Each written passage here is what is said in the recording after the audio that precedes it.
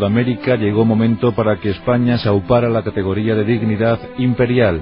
Miles de españoles fueron rumbo al nuevo continente buscando la fortuna que Europa les negaba. Según se dice, a lo largo de estos últimos 5 siglos, no menos de 5 millones de españoles partieron rumbo a América para no volver jamás. Allí se asentaron, allí echaron raíces, allí se mezclaron con los autóctonos y allí se gestó toda una cultura criolla, una cultura mestiza que yo creo que ha dado pues magníficos resultados. No obstante, durante el siglo XVI, cientos de buscafortunas, de buscavidas, de aventureros fueron a América, fueron a la nueva realidad para intentar mejorar sus bolsas y protagonizaron hazañas dignas de ser contadas.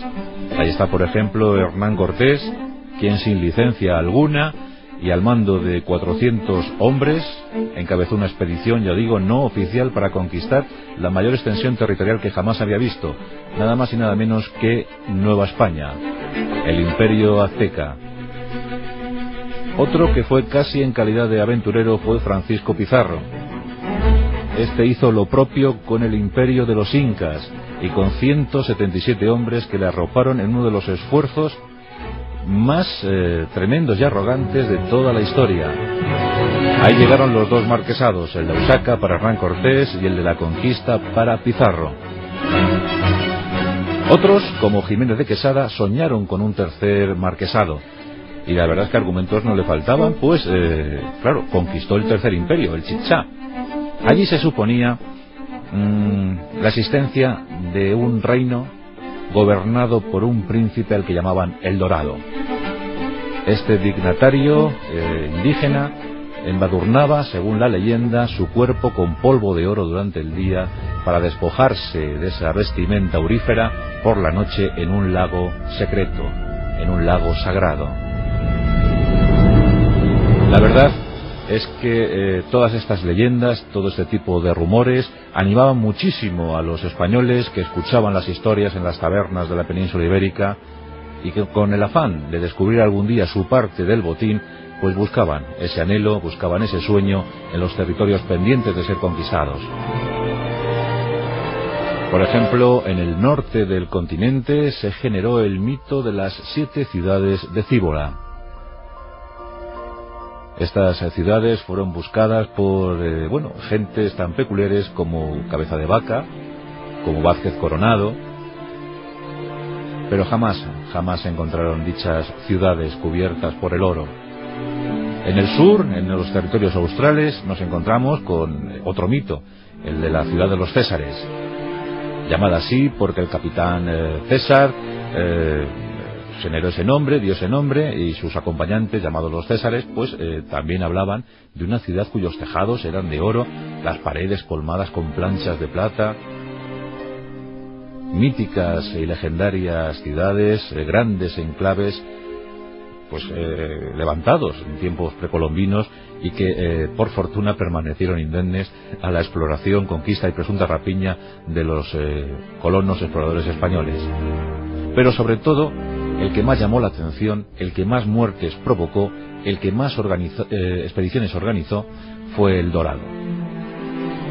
Bien, pues en estas múltiples aventuras rumbo al Dorado nos encontramos la de los Marañones.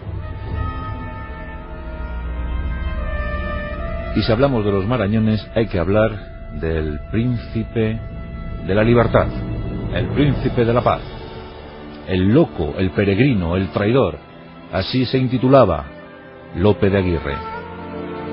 Sabemos poco acerca del nacimiento exacto, la fecha de nacimiento exacta de Lope de Aguirre. Sí sabemos que nació en la guipuzcoana ciudad de Oñate. Era segundo filogenético de un matrimonio hidalgo, venido a menos, no rico, pero bueno, con alguna heredad que entregar a sus vástagos, y claro, en ese sentido ya sabéis que en aquellos siglos de la modernidad siempre los herederos eran los primeros, los primogénitos, y para los segundones pues quedaba, bueno, el oficio de clérigo o el de aventurero. Lope de Aguirre optó por esto último y viajó a Sevilla. Allí se adiestró como excelente educador de caballos, como domador de caballos, de potros. Decían que en esto se daba muy buena maña. Pero Lope de Aguirre ambicionaba algo más. Como tantos coetáneos suyos, quería buscar en el lejano horizonte americano la posibilidad de mejorar sus arcas, de incrementar su fortuna. Y en consecuencia se apañó para el 1534. Ya os digo que la fecha de nacimiento es muy imprecisa, podemos barajar 1511 y de ahí hasta 1516. Nos quedaremos con la de 1511. Por tanto, en 1534 consigue enrolarse en una flota que zarpa rumbo a América. Ese año le encontramos en Cartagena de Indias sirviendo como soldado raso en los ejércitos reales. Es un soldado mondo y lirondo que en principio tampoco tiene muchas aspiraciones, pero en la mente de Lope de Aguirre se empiezan ya a generar, se empiezan a acuñar ciertas psicopatías muy lamentables. Y es que el personaje, a pesar de ser culto para la época, había recibido una buena instrucción académica, escribía bastante bien, sus documentos enviados a España así lo atestiguan, tenía ciertas normas de conducta. Bueno, estaba dominado por el honor de la época, pero a pesar de todo eso, Lope de Aguirre se destacó de inmediato como consumado sanguinario. No le importaba matar si era menester. Y enrolado en las filas de los ejércitos del oidor Vaca de Castro, marcha rumbo al Perú. Allí hay una guerra, la primera guerra civil entre españoles en territorio americano. Y alistado en esos ejércitos realistas, lucha contra los almagristas, los seguidores de Diego de Almagro, el gran enemigo de Francisco Pizarro. Participa en la batalla de las Salinas, librada en 1538, y en otra suerte de envites bélicos. Lo cierto es que en esos años se desata toda la conspiranoia del amigo Lope de Aguirre. Se le empieza a ver como elemento peligroso, muy dado a participar en conjuras, enredos, conspiraciones, tramas. Y después de tanta batalla y de muchas heridas, pues en estos años de servicio de armas, es herido. Por ejemplo, su pie derecho fue inutilizado en una herida de guerra y sus dos manos fueron quemadas por chispas de arcabuz.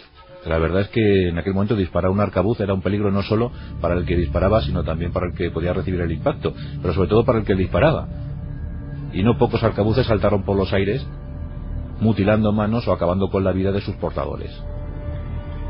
El caso es que ya era muy díscolo Lope de Aguirre, era ya un psicópata declarado, y participa incluso en el asesinato de algún gobernante peruano. Por ello se le incrimina y por ello se le sentencia a muerte, aunque finalmente tiene la suerte de recibir un indulto. Nos encontramos en la década de los 50 de este siglo XVI. Por tanto, Lope de Aguirre ya es curtido, ya es veterano y ha superado los 40 años, cosa que no ocurría frecuentemente en América. Si revisamos un poco el listado de exploradores y conquistadores en América, comprobamos con estupefacción que el 90% de ellos no llegó nunca a superar los 40 años de edad. Casi todos morían en batalla, en las exploraciones, en las contiendas. Era algo tremendo, era una auténtica carnicería. Muchísimos, miles de españoles murieron de esa guisa y Lope de Aguirre estuvo a punto de hacerlo en varias ocasiones, hay que decirlo. Pero nos encontramos ante su gran oportunidad en la historia. Andrés Hurtado de Mendoza está como virrey del Perú, año 1559.